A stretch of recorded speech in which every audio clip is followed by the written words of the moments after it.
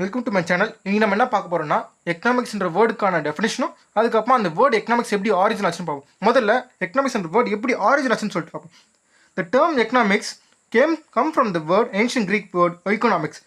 இந்த எக்கனாமிக்ஸ்ன்ற வேர்டு வந்து எக்கனாமிக்ஸ்ன்ற கிரீக் வேர்ட்லேருந்து வந்திருக்கு. சரி, ஓகே. இந்த எக்கனாமிக்ஸை நீங்கள் ரெண்டாக பிரிக்கலாம். ஒய்கோஸ் அதுக்கப்புறம் நெமின். இந்த ஒய்கோஸ் எதை மீன் பண்ணுதுன்னா ஹவுஸ் ஹோல்ட், அண்ட் நெமின் எதை மீன் பண்ணுதுன்னா மேனேஜ்மெண்ட். இது ரெண்டு சேர்த்திங்கன்னா ஹவுஸ் ஹோல்ட் மேனேஜ்மெண்ட் சொல்லிட்டு வரும். எக்கனாமிக்ஸ் ஹவுஸ் ஹோல்ட் மேனேஜ்மெண்ட் பற்றி சொல்கிறது. அப்போது வெறும் வீட்டை பார்த்துக்கிறது மட்டும்தான் ஹவுஸ் ஹோல்ட் மேனேஜ்மெண்ட்லாம் கிடையாது.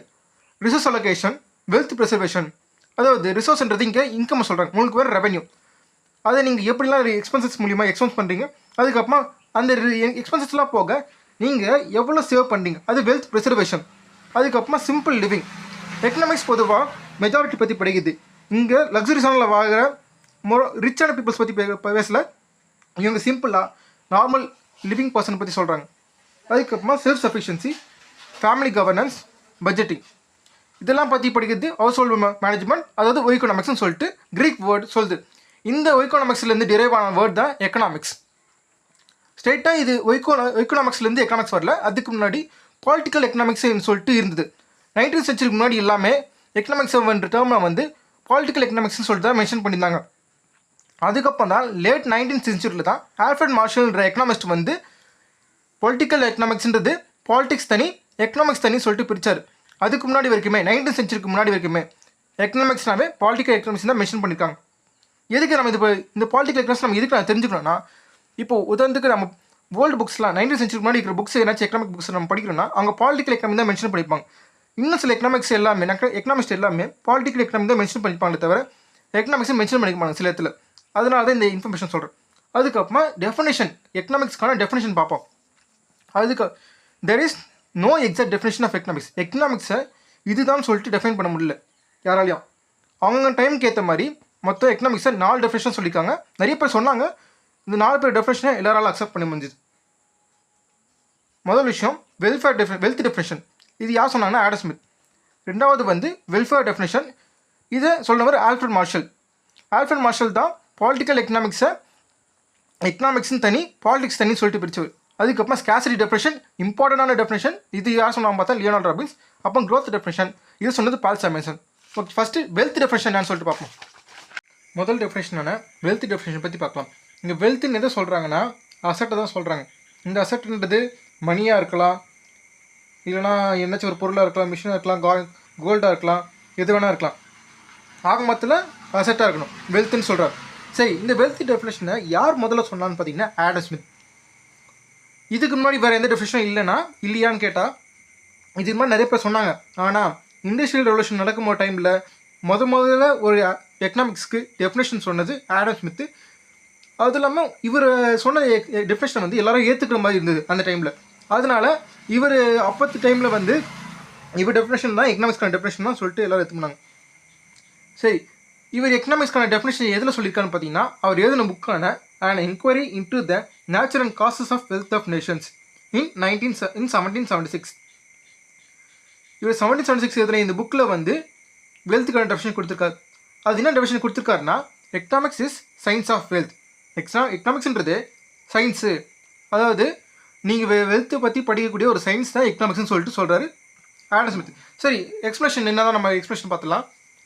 This means that economics studies wealth. சிம்பிளாக எக்கனாமிக்ஸ்ன்றது வெல்த்தை சம்பாதித்தை பற்றியும் அது எப்படி எக்ஸ்பென்சேஜ் பண்ணுறதுன்றோம், அது எப்படி அக்குமுலேஷன் சேர்க்கறதுன்னு பற்றி படிக்கிறது எக்கனாமிக்ஸ்னு சொல்கிறாரு ஆடம் ஸ்மித். சரி, இது வேறு இதோட ஃபீச்சர்ஸ்லாம் என்னென்னு பார்த்தீங்கன்னா இது எப்படி பீப்புள் வந்து வெல்த்தை ஏர்ன் பண்ணுறாங்க, அதுக்கப்புறமா அது எப்படி ஸ்பெண்ட் பண்ணுறாங்கன்னு படிக்கணும். இது எக்கனாமிக்ஸ்னு அவர் சொல்கிறாரு. மெயினாக இது எப்படி இது எதை ஃபோக்கஸ் பண்ணுறதுனா வெல்த்தை மட்டும்தான் ஃபோக்கஸ் பண்ணுது வெல்த் டெஃபினேஷன். ஆடம் ஸ்மித் சொன்ன வெல்த் டெஃபினேஷன் வெறும் வெல்த்தை மட்டும் தான் ஃபோக்கஸ் பண்ணுறதை தவிர மேனை வந்து ஃபோக்கஸ் பண்ணுறதே கிடையாது. அதுக்கப்புறமா இது ஒன்லி மெட்டீரியல் கமோடிட்டிஸ் மட்டும் தான் கன்சிடர் பண்ணுறது. ஒன்லி மெட்டீரியல் கமோடிட்டிஸ்னால் goods have value and can be traded. உதாரணத்துக்கு கோல்டு மாதிரி நீங்கள் கோல்டை வந்து விற்கலாம், வாங்கலாம். அதே மாதிரி மணி, ஒரு பொருள் மணி கொடுத்து நீங்கள் கேஷ் கொடுத்து நீங்கள் ஒரு பொருளை வாங்கலாம், விற்கலாம், அது மாதிரி பண்ணலாம்.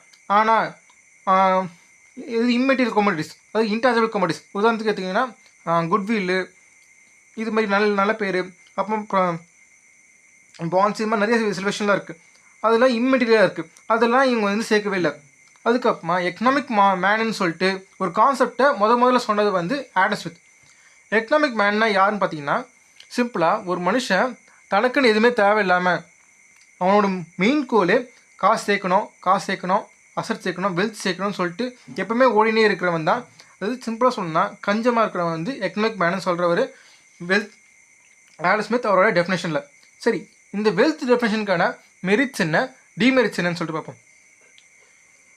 இந்த மெரிட்ஸ் வந்து என்ன பார்ப்போம். ஃபஸ்ட்டு இந்த வெல்த் டெஃபினேஷன் என்ன இதோட மெரிட்ஸ் என்னன்னு பார்த்தீங்கன்னா, இது வந்து எக்கனாமிக்ஸும் பாலிட்டிக்ஸும் பிரிக்குது ஃபஸ்ட்டு விஷயம். அதுக்கப்புறமா இது வெல்த்து எப்படிலாம் இன்க்ரீஸ் பண்ணலாம்னு சொல்லிட்டு நம்மளுக்கு ஒரு ஐடியா தருது. இது அதுக்கான சில மெத்தட்ஸும் அது சொல்லுது. மெட்டீரியல் கூட்ஸுக்கு இம்பார்ட்டன்ஸ் தருது. அதுவும் எப்படிலாம் material goods which are in scares. அப்புறமா எக்கனாமிக் மேன்ன்ற கான்செப்டை இது இன்ட்ரடியூஸ் பண்ணிச்சு. இது ஆடம் ஸ்மித் சொன்ன வெல்த் டெஃபினேஷனுக்கான மெரிட்ஸ். சரி, இதில் இருக்கிற டிமெரிட்ஸ் இருக்குது. எப்பவுமே ஒரு தியரியோ எதோ இருந்தாலும் அதுக்கான பாசிட்டிவ் நெகட்டிவ்ஸ் இருக்கும். அது மாதிரி வெல்த் டெஃபினேஷனுக்கான நெகட்டிவ்ஸ் பார்ப்போம். இது ஃபுல்லாக மெட்டீரியலிஸ்டிக்காக இருக்குது. முதல் டிமெரிட் மெட்டீரியலிஸ்டிக். சிம்பிளாக இது கோல்டு வெல்த்தை மட்டும், அதாவது டேஞ்சிபிளாக இருக்கிறது மட்டும்தான் வேல்யூ தருது தவிர இன்டேஞ்சிபிள் அசட்ஸ்க்கு வேல்யூ தரல. அப்புறமா ஆம்பிகஸ் வெல்த்துன்னு சொன்னதை தவிர அதுவும் கிளியர் கட்டாக எந்த வெல்த்து எப்படின்னு சொல்லிட்டு தெரியல. இது கொஞ்சம் குழப்பத்தை உருவாக்குற மாதிரி இருக்குது. சிம்பிளாக அப்புறமா நேரோ வியூவை உருவாக்குது. எக்கனாமிக்ஸ்னாவே வெறும் வெல்த்து சேர்க்கறது மட்டும் படிக்கிறது மட்டும்தான் எக்கனாமிக்ஸ்னு சொல்லிட்டு சொல்கிற மாதிரி இருக்குது இந்த இவருடைய வெல்த் டெஃபினேஷன். அதுக்கப்புறமா எக்கனாமிக் மேன். இந்த எக்கனாமிக் மேன்றவங்க வந்து சில பேர் மட்டும் தான் இருப்பாங்களே தவிர எல்லாரும் எக்கனாமிக் மேனாக இருக்க மாட்டாங்க. சில பேர் மட்டும் தான் கஞ்சமாக இருப்பாங்களே தவிர எல்லாருமே வந்து காசு செலவு. சில பேரோட கேரக்டர் ஒரு மாதிரி இருக்கும். சில பேர் வந்து நல்லா சேர்ப்பாங்க, சில பேர் சரியாக சேர்க்க மாட்டாங்க. இதனால இதுவும் சேஞ்ச் ஆகினே இருக்கும். அதனால இது வந்து ஒரு டிமெரிட்டாக சொல்லலாம். முக்கியமான ஒன்று ஸ்கேசிட்டி. இவர் வந்து வெல்த் சேர்க்கறது மட்டுமே பார்த்தாரு. அதான் சொன்ன நேரோ வியூவாக இருந்தார். ஆனால் இவர் வந்து ஸ்கேசிட்டின்ற ஒரு இம்பார்ட்டண்டான ஒரு விஷயத்தை மறந்துட்டார். ஸ்கேசிட்டி பற்றாக்குறை. ரிசோர்ஸஸ் வந்து எப்பவுமே நம்மக்கிட்ட பற்றாக்குறையாக தான் இருக்கும். கோல்டே எடுத்தால் கூட அது வேர்ல்டில் கொஞ்சம் தான் இருக்குது. அதனால தான் அது வேல்யூ அதிகமாக இருக்குது. எந்த அசட்டோ எந்த ஒரு மெட்டீரியலோ வேல்யூ கம்மியாக இருக்குது, வேல்யூ அதிகமாக இருக்கும்னா எப்போ அது வேல்யூ அதிகமாக இருக்கும்னா அதுக்கான டிமாண்ட் அதிகமாக இருக்கணும், அதே டைம் சப்ளை கம்மியாக இருக்கணும்.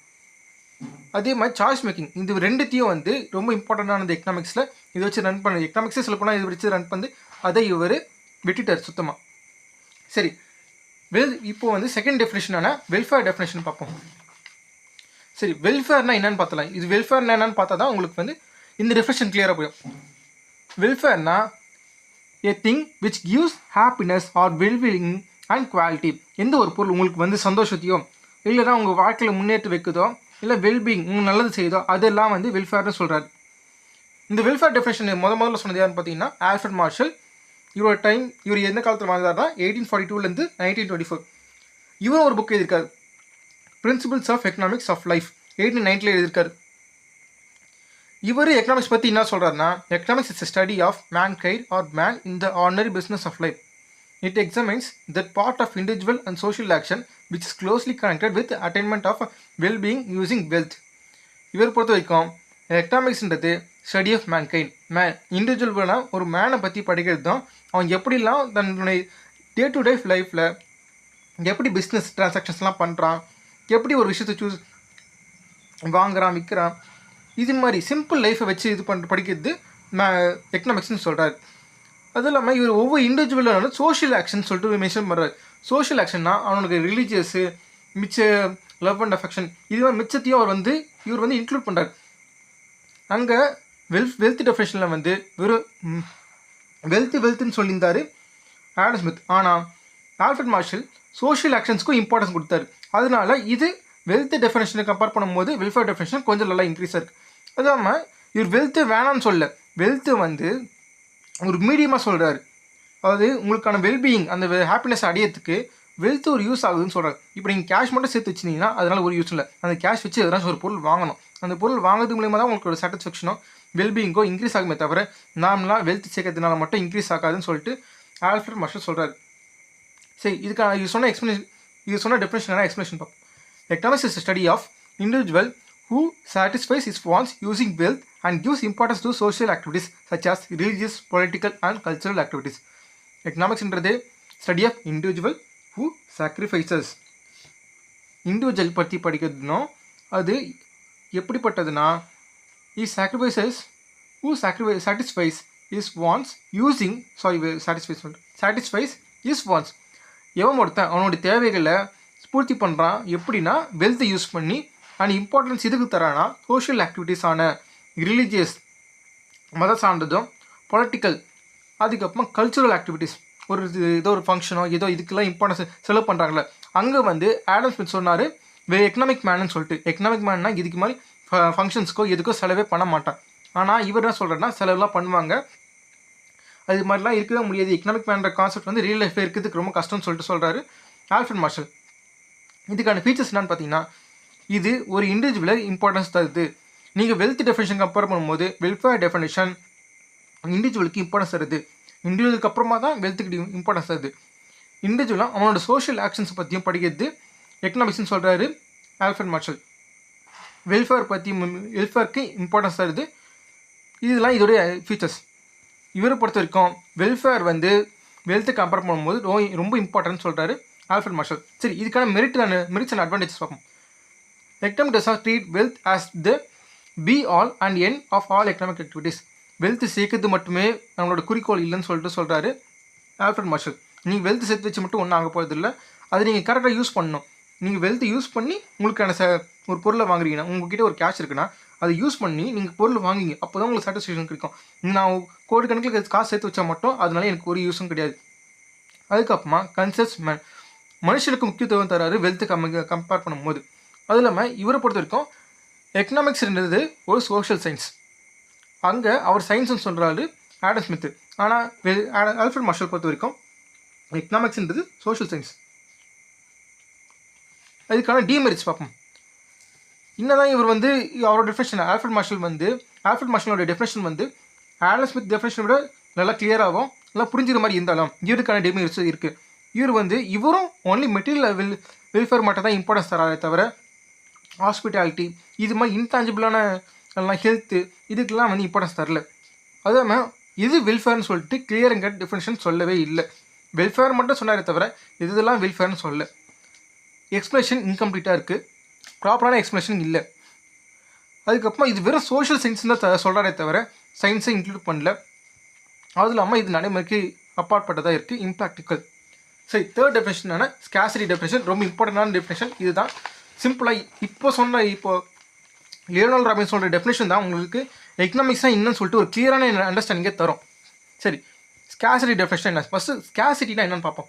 Insufficient in nature. எந்த ஒரு பொருள் உங்களுக்கு பற்றாக்குறையாக இருக்கோ அது ஸ்கேர்ஸ்ன்னு சொல்லுவாங்க. சரி, இந்த ஸ்கேசிட்டி டெஃபினேஷன் யார் சொன்னால் பார்த்தீங்கன்னா லியோனார்டோ ராபின்ஸ். இவர் எத்தனை காலம் வாழ்ந்தார் பார்த்தீங்கன்னா 1898 1984 வரைக்கும் வாழ்ந்தார். இவர் எந்த புக்கு எழுதினா இவரும் ஒரு புக் எழுதியிருப்பார். அந்த புக்கு பேர் வந்து an essay on the nature and significance of economic science. இங்கே புக்கு பேர் பார்த்தா தெரிஞ்சிடும் அவர் எக்கனாமிக் சயின்ஸ் தான் மென்ஷன் பண்ணியிருக்காரு. அதனால் இவர் பாயிண்ட் ஆஃப் வியூவில் எக்கனாமிக்ஸ்ன்றது சயின்ஸ். இது எந்த இயரில் வந்து இதுவாச்சுன்னா எழுதுறாரு பார்த்தீங்கன்னா 1932. இவருக்கு எக்கனாமிக்ஸ் பற்றி என்ன ஒரு டெஃபினேஷன் சொல்கிறாரு பார்த்தீங்கன்னா economics is a science which studies human behavior as a relationship between ends and scarce means which have alternative uses. அதாவது எக்கனாமிக்ஸ்ன்றது ஒரு சயின்ஸு. அது எதை பற்றி படிக்குதுன்னு பார்த்தீங்கன்னா ஹியூமன் பிஹேவியர். ஒரு ஹியூமன் வந்து எப்படிலாம் நடந்துக்கிறான் அது எது சம்மந்தப்பட்டதுன்னா அவனோட எண்ட்ஸ். இங்கே எண்ட்ஸ்ன்னு எதை மீன் பண்ணுறாருன்னா உங்களுடைய வான்ஸ் தான் எண்ட்ஸ்ன்னு சொல்கிறார். அது உங்களோட தேவையை தான் எண்ட்ஸ்ன்னு சொல்கிறாரு. அப்புறமா ஸ்கேர்ஸ் மீன்ஸ். இந்த மீன்ஸ்ன்னு சொல்கிறது வந்து resources which have alternative uses. அதாவது இந்த ஸ்கேர்ஸ் மீன்ஸ் இருக்குங்களா, இந்த ரிசோர்ஸஸ் வந்து ஆல்டர்னேட்டிவ் யூசஸ் இருக்குது.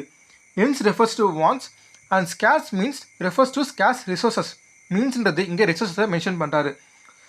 அது எப்படி இங்கே என்ஸுக்கும் ஸ்கேர்ஸ் ரிசோர்ஸுக்கும் இதுதான் உங்களுக்கு எக்ஸ்பிளேஷன் இப்போ நான் சொல்கிறேன் பாருங்கள். ஒரு ஹியூமன் இருக்கான்னு வச்சுக்கோங்க, உங்கள்கிட்ட 1000 rupees இருக்குன்னா அந்த 1000 rupees வந்து உங்களுக்கு செலவு பண்ணணும்னு நான் தோணும். அது செலவு பண்ணுறதுக்கு உங்களுக்கு 4-5 ஆப்ஷன்ஸ் இருக்கும். Option 1, option 2, option 3. இது மாதிரி நீங்கள் ஃபஸ்ட்டு மூவிக்கு போகலாம், இல்லைன்னா செகண்டாக ஒரு ஆப்ஷனில் வந்து புக்கு வாங்கலாம், இல்லைன்னா ஃபுட் சாப்பிட்லாம். உங்களுக்கு எந்த வாண்ட் வந்து ரொம்ப அர்ஜென்ட்டாக இருக்கோ இல்லை which gives you more satisfaction, எந்த வாண்ட் வந்து உங்களுக்கு சாட்டிஸ்ஃபேக்ஷன் அதிகமாக தருதோ, உங்களுக்கு எந்த வாண்ட் முதல்ல செய்யணும்னு தோணுதோ அதை தான் நீங்கள் முதல்ல சூஸ் பண்ணி செய்வீங்க. நான் வந்து எனக்கு ஃபுட்டு தான் மெயின்னு சொல்லிட்டு ஃபுட்டு எடுப்பேன், இது மாதிரி சொல்கிறாரு. இதுதான் ஸ்கேஸு. உங்களுக்கு பார்த்தீங்கன்னா இங்கே 1000 rupeesன்றது எனக்கு ஸ்கேஸ் ரிசோர்ஸஸ். என்கிட்ட 1000 rupees தான் இருந்தது, என்கிட்ட 3000 4000 சொல்லிட்டு என்கிட்ட கேஷ் அதிகமாக ரிசோர்ஸஸ் அதிகமாக இருந்திருந்தா நான் 3த்தையும் பண்ணியிருப்பேன். ஆனால் அப்படி கிடையாது, என்கிட்ட ஸ்கேஸ் ரிசோர்ஸஸ் தான் இருக்குது, அதாவது 1000 rupees தான் இருக்குது. அந்த 1000 rupeesஸை நான் எதுக்கு சாய்ஸ் மேக்கிங் பண்ணுறேன், எனக்கு எது முக்கியமான தேவையோ, எனக்கு 4-5 ஆப்ஷன் ஆல்டர்னேட்டிவ் யூசஸ் இருக்குது. இப்போ சொன்ன பார்த்தீங்களா, அந்த சேம் 1000 rupees தான் நீங்கள் எதுக்கு வேணால் இன்வெஸ்ட் பண்ணலாம், எதுக்கு வேணால் யூஸ் பண்ணலாம். ஆனால் உங்களுக்கு எது முக்கியமாக தேவைப்படுதோ அதுக்கு இம்பார்ட்டன்ஸ் கொடுத்து நீங்கள் சூஸ் பண்ணுறீங்க. அதுதான் சொல்கிறது. ஸ்கேர்சிட்டி டெஃபினிஷன் இவ்வளோ தான். உங்களுக்கு இருக்கிற கம்மியான ரிசோர்ஸஸை எப்படி நீங்கள் சாய்ஸ் மேக் பண்ணி நீங்கள் யூஸ் பண்ணுறீன்றது தான் ஸ்கேர்ஸ் டெஃபினிஷன். இதை பற்றி படிக்கிறது எக்கனாமிக்ஸ்னு சொல்கிறாரு. இது இண்டிவிஜுவல் சம்மந்தப்பட்டது மட்டும் கிடையாது, சொசைட்டி கண்ட்ரிஸும் இதே மாதிரி தான் பண்ணும். அவங்கக்கிட்ட இருக்கிற கம்மியான ரிசோர்ஸஸை ஃபங்க்ஷன்ஸ் என்னது, இதோட மெரிட்ஸ் என்ன பார்த்தீங்கன்னா, இது கிளியராக ஈஸி டெஃபினிஷன் இருக்கும். சிம்பிளாக நம்மகிட்ட ஸ்கேர்ஸ் ரிசோர்ஸஸ் இருக்குன்னு சொல்லிட்டாரு. அதை நம்ம எப்படி கரெக்டாக அலோகேட் பண்ணி நம்மளுக்கு தேவையானதை நம்ம சாட்டிஸ்ஃபை பண்ணிக்கிறோமோ அதுதான் எக்கனாமிக்ஸ். அதை பற்றி நம்ம எப்படி பண்ணுறதுன்னு பற்றி படிக்கிறது எக்கனாமிக்ஸ்னு சொல்கிறாரு லியோனல் ராபின்ஸ். அதுக்கப்புறமா இது எந்த ஒரு குழப்பமும் இல்லாமல் இருக்குது, ஈஸியான டெஃபினேஷன் இருக்குது. மிச்சம் 2 டெஃபினேஷன் காமிக்கும்போது இது வந்து ஒரு ஈஸியான டெஃபினேஷன் இருக்குது. அதுக்கப்புறமா சாய்ஸ் மேக்கிங்க்கும் அதுக்கப்புறம் ஸ்கேர்சிட்டிக்கும் இது இம்பார்ட்டன்ஸ் தருது. அதே மாதிரி இதுக்கும் டிமெரிட்ஸ் இருக்குது. என்னதான் இது வந்து சாய்ஸ் மேக்கிங் இம்பார்ட்டன்ஸ் ஸ்கேர்சிட்டி சொன்னால் கூட இது வந்து டசன்ட் கன்சிடர் வெல்ஃபேருக்கு இம்பார்ட்டன்ஸ் தரல ஸ்கேர்சிட்டி டெஃபினேஷன். காரணம் என்னென்னா, உதாரணத்துக்கு உங்ககிட்ட சில பேர்லாம் இருப்பாங்க, என்னதான் அவங்ககிட்ட 1000 rupees இருந்தாலும் அவங்களுக்கு ஃபுட்டு வேணுமா இல்லை ஆல்கஹால் வேணுமான்னு கேட்டிங்கன்னா ஆல்கஹால் தான் எடுப்பாங்க. இதுனா அவங்களுக்கு அது அதிகமாக சாட்டிஸ்ஃபேக்ஷன் தருது. அவங்க ஃபுட்டுக்கு கம்பேர் பண்ணும்போது ஆல்கஹால் எடுக்கிறவங்களும் இருக்காங்க, which is against the welfare. அதுக்கப்புறமா ஃபோக்கஸஸ் ஒன்லி மைக்ரோ எக்கனாமிக்ஸ் மட்டும்தான் ஃபோக்கஸ் பண்ணுறாரு. இந்த மைக்ரோ எக்கனாமிக்ஸ் டேர்மை வந்து நீங்கள் இன்னும் ஃபியூச்சர் கிளாஸில் படிப்பீங்க. அதுக்கப்புறமா doesn't cover economic growth and development. Economic க்ரோத்தும் டெவலப்மெண்ட்டும், இந்த எக்கனாமிக் க்ரோத் அண்ட் டெவலப்மெண்ட் ரொம்ப இம்பார்ட்டண்டான எக்கனாமிக்ஸில். அது மேக்ரோ எக்கனாமிக்ஸ், அதுக்கு இம்பார்ட்டன்ஸ் தரல.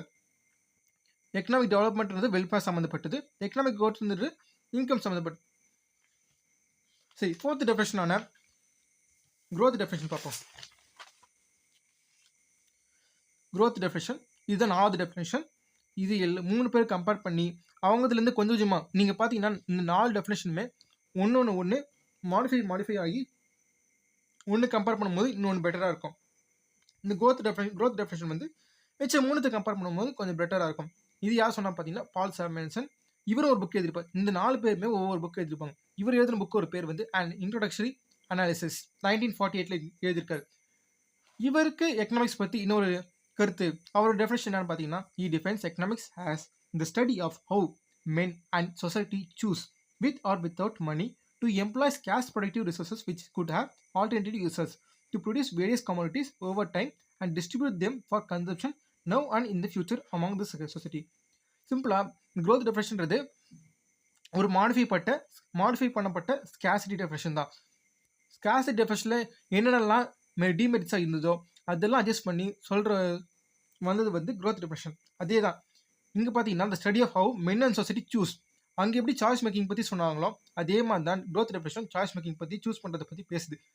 ஆனால் இங்கே வந்து அங்கே வந்து வெல்த்துக்கு இம்பார்ட்டன்ஸ் கொடுத்தாங்க, இங்கே வெல்த்துக்கு இல்லாமல் அதாவது மணி இல்லாமையும் கூட இந்த தியரி வந்து அப்ளை ஆகும்னு சொல்லிட்டு சொல்கிறாரு பால் சாம்யூல்சன். அதுக்கப்புறமா to employees cash productive resources, scarcity definition சொன்ன மாதிரியே தான் உங்ககிட்ட இருக்கிற ரிசோர்ஸஸ் வந்து ஸ்கேர்ஸாக இருக்குது. அதுவும் எப்படின்னா அந்த ரிசோர்ஸஸ்க்கு வந்து ஆல்டர்னேட்டிவ் யூசஸ் இருக்குது. அதை வச்சு நீங்கள் என்ன பண்ணுவீங்கன்னா டு ப்ரொடியூஸ் வேரியஸ் கமோடிட்டிஸ், வேறு கமோடிட்டிஸ் உருவாக்கலாம் over the period of time and distribute them for consumption. அதை நீங்கள் டிஸ்ட்ரிபியூட் பண்ணுறீங்க சொசைட்டிக்குள்ளே, மற்ற பீப்புள் கொடுக்குறீங்க, அதை நீங்கள் கன்சியூம் பண்ணுறீங்க, அதில் மூலமாக உங்களுக்கு லாபம் வரும். அதுக்கப்புறமா நாம் இந்த ஃபியூச்சர் இங்கே வந்து அவர் டைம் இன்ட்ரடியூஸ் பண்ணி எக்கனாமிக் க்ரோத்தும் எக்கனாமிக் டெவலப்மெண்ட் பற்றியும் இன்ட்ரடியூஸ் பண்ணிடுறாரு, சேர்த்து சொல்லிடுறாரு.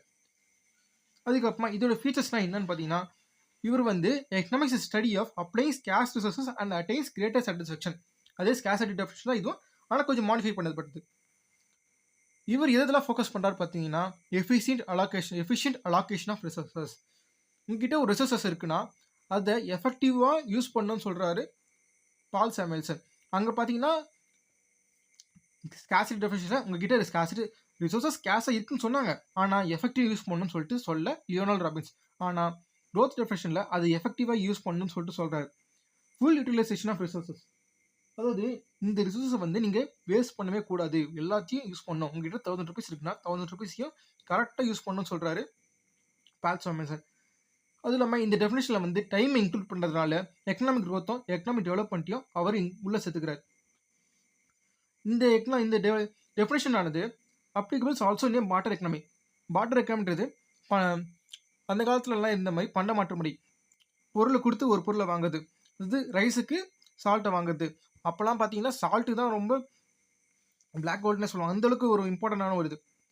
அதுக்கப்புறம் covers various aspects like production, consumption and distribution also. இவர் பொறுத்த வரைக்கும் economics is social science. Scarcity definition கொஞ்சம் தெளிவாக இருந்தாலும் அது டைம் பற்றி அங்கே கண்டுக்கல, அதுக்கப்புறமா க்ரோத்தை பற்றி கண்டுக்கல. அது இல்லாமல் வெல்த்து மட்டும் தான் ஃபோக்கஸ் பண்ணிச்சு. ஆனால் இது மூணுத்தையும் சேர்த்து 3 டெஃபினேஷன் சேர்த்து ஒரு கிளியரான டெஃபினேஷனை கொடுத்தது வந்து க்ரோத் டெஃபினேஷன். மிச்சம் 3த்தை கம்பேர் பண்ணும்போது உங்களுக்கு இது கொஞ்சம் குழப்பினாலும் க்ரோத் டெஃபினேஷன் தான் இருக்குது இல்லையா. 3 டெஃபினேஷன் கம்பேர் பண்ணும்போது ஒரு கிளியரான டெஃபினேஷனாக இருக்குது. இது நீங்கள் கரெக்டாக புரிஞ்சுனீங்கன்னா க்ரோத் டெஃபினேஷன் உங்களுக்கு எக்கனாமிக்ஸ் பற்றிய வியூவை கிளியர் பண்ணும். நான் இந்த வீடியோவில் வந்து முடிஞ்ச வரைக்கும் என்னோட எஃபர்ட் போட்டு எக்கனாமிக்ஸில் டெஃபினேஷனை வந்து ஈஸியாக புரிகிற மாதிரி வச்சுருக்கேன். டவுட்ஸ் இருந்தால் கமெண்ட்ஸை சொல்லுங்கள்.